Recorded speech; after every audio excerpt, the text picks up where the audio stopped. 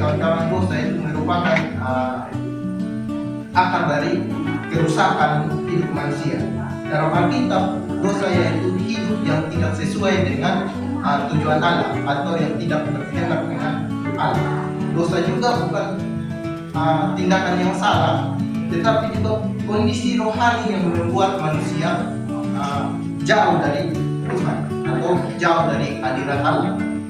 Karena itu ketika Adam dan Hawa jatuh dalam dosa, manusia tidak hanya kehilangan arah saja, tetapi kehilangan kesempurnaan moral itu sendiri, tetapi juga kehilangan hubungan intim dengan Allah. Hubungan intim itu hubungan relasi kita dengan Allah. Dosa bukan suatu yang berdiri sendiri. Jadi dosa itu selalu menghasilkan akibat.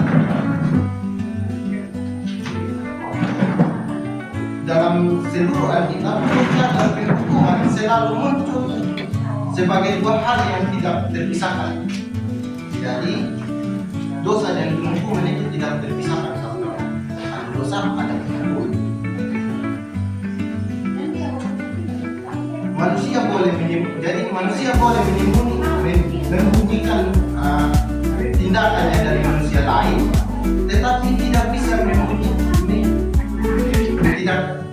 sembunyikan dari Allah itu sendiri, karena Allah itu yang Maha Kudus.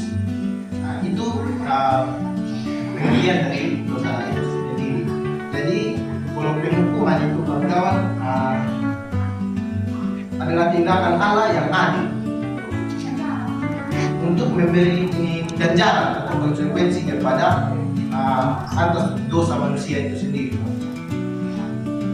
Sesuai dengan hukum, kekudusannya, penghukuman berarti menilai, menghakimi, dan memberi keputusan terhadap segala pelanggaran manusia, baik dalam kehidupan sekarang maupun dalam akhir zaman. Penghukuman adalah respon Allah yang benar dan adil terhadap dosa manusia ini. Untuk menegakkan keadilan dan membawa manusia kembali kepada pertobatan itu sendiri. Jadi Allah menghukum itu untuk membawa manusia itu kembali kepada pertobatan. Allah juga menghukum bukan karena Allah itu kejam, tetapi karena Dia adil dan kudus. Penghukuman adalah wujud dari karakter Allah. Dalam Alkitab, penghukuman bukan sekedar hukuman fisik saja, tetapi karena kesalahan manusia. Jadi kawan-kawan, itu pengertian dari dosa dan penghukuman. Jadi kawan-kawan, sekarang saya mau tanyakan kepada kawan-kawan. Jadi kawan-kawan, apa sih yang kawan-kawan pahami tentang dosa dan penghukuman?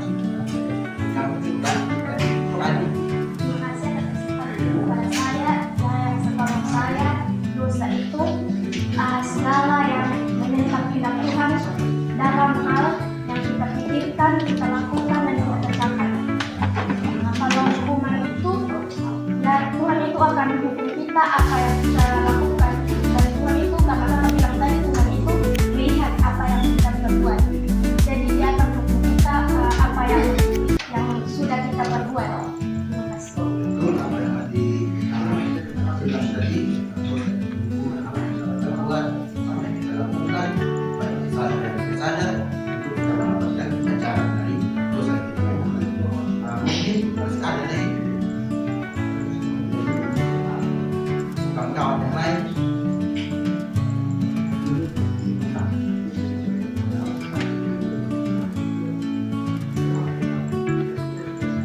Baik, jika tidak ada lagi, kita akan masuk ke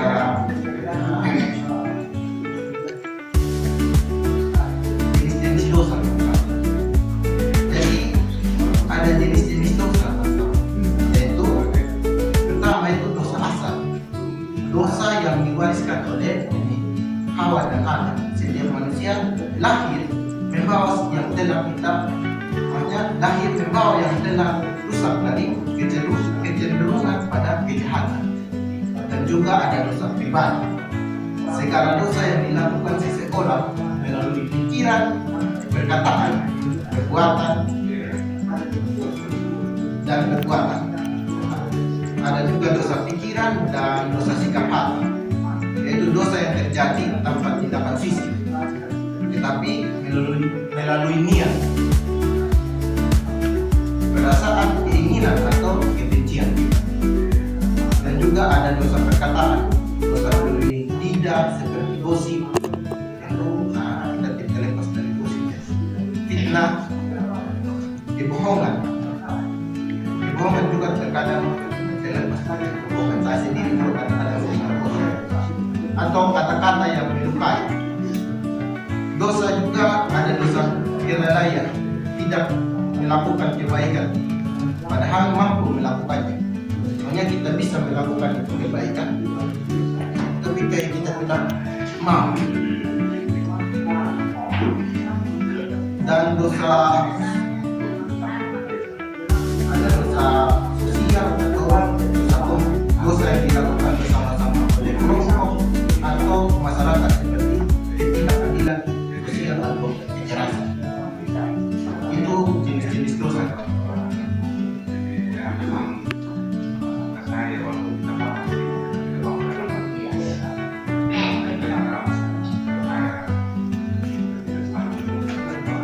Dan ada juga bentuk-bentuk penghukuman, kawan-kawan.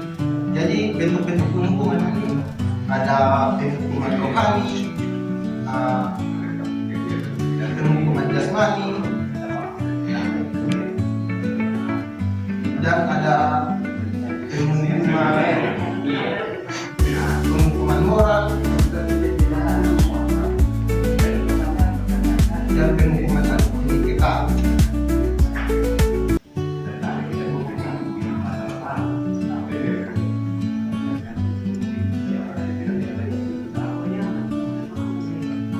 Kawan-kawan, saya tanyakan lagi kepada kawan-kawan, ketika kawan-kawan melihat akibat dari dosa atau penghukuman dalam kehidupan sehari-hari, apa sih yang kawan-kawan melakukan? Apa sih yang kawan-kawan mau menolak dosa dan penghukuman? Kalau kita masalah etika dan tidak kita harus jawab ya.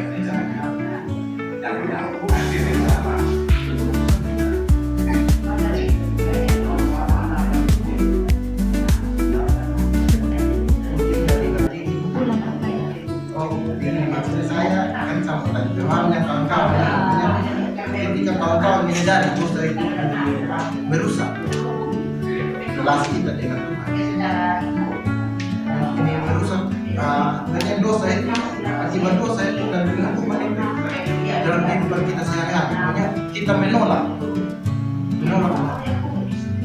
ini dosa dan hukuman. Apa sih yang kawan-kawan mau lakukan?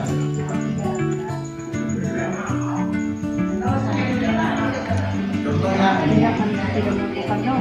ya, contohnya seperti pokok dan ada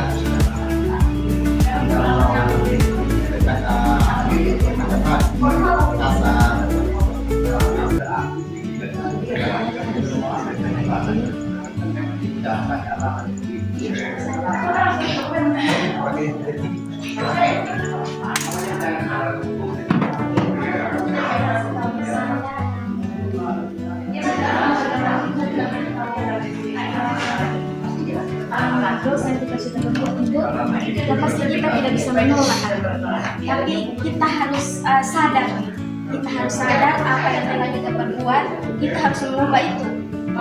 Misalnya contohnya ketika kita gosip sama teman tanpa ada bukti, jadi kita harus merubah itu dengan yang baik. Jadi cara betul yang tadi bilang mengubah. Jadi kita tidak tahu apa kita sebenarnya itu tidak terjadi, tapi kita omong. Mengubah segala apa yang kita katakan baik salah. Mungkin saja.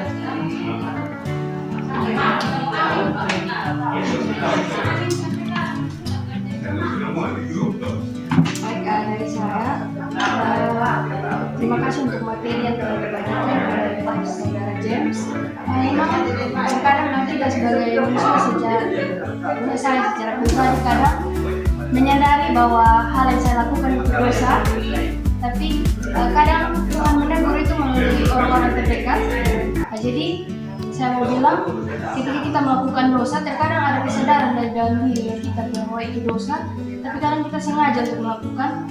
Tapi di satu sisi juga Tuhan tidak pernah meninggalkan kita untuk terus melakukan dosa, tapi Tuhan menegur kita melalui orang terdekat. Jadi ketika orang terdekat saya sudah menyadarkan saya bahwa yang saya lakukan adalah dosa, saya mau bilang bahwa apa yang saya sudah lakukan itu merupakan dosa, dan apa yang teman saya lakukan itu sudah merupakan teguran.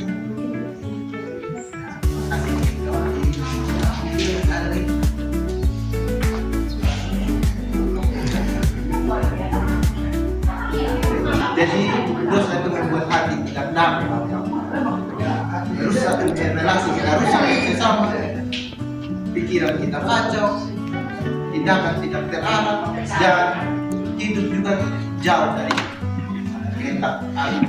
Banyak masalah hidup yang dialami manusia, kekerasan, kebiasaan buruk, konflik, kejatuhan moral merupakan wujud nyata dari akibat dosa yang terus bekerja dalam kehidupan manusia. Jadi kawan-kawan, sekarang saya ada membagi kelompok.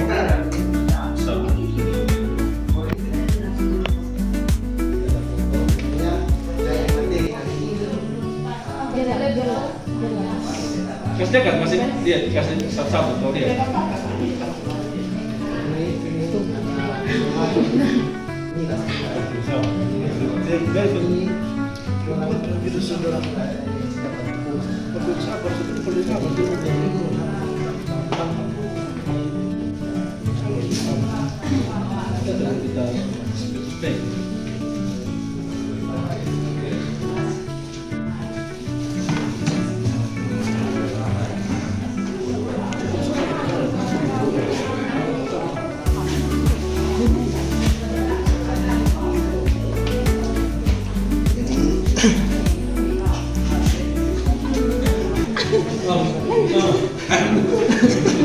Jadi dari materi yang kita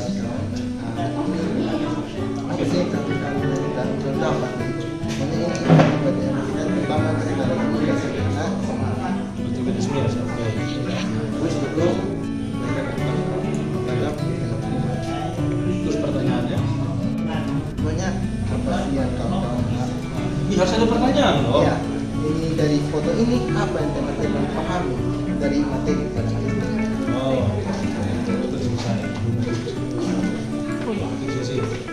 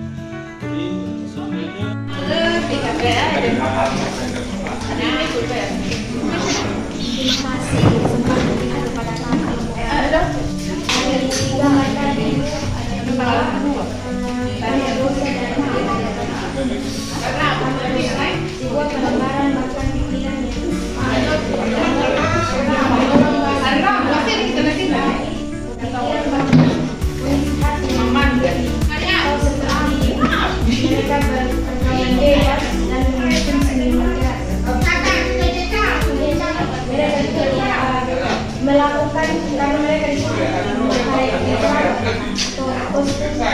harusnya mereka itu lebih menginginkan pelajaran ke sekolah. Mereka mengikuti dan itu mereka gubernur sendiri ialah dapat menyebabkan musibah atau sesuatu yang bisa diampuni dengan cara yang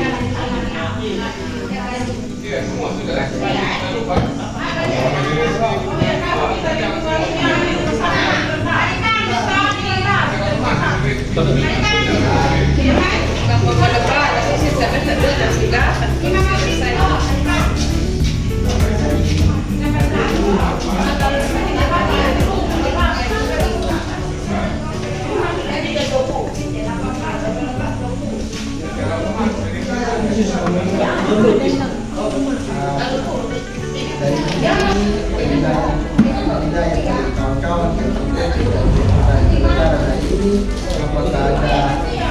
apakah ada independen kawan-kawan sekolah memberi pelajaran ini, apakah pelajaran menyenangkan, apakah ada isu atau kawan-kawan yang sampaikan menyenangkan. 100. Ya. Yuk. Kita tepuk tangan. Yeay.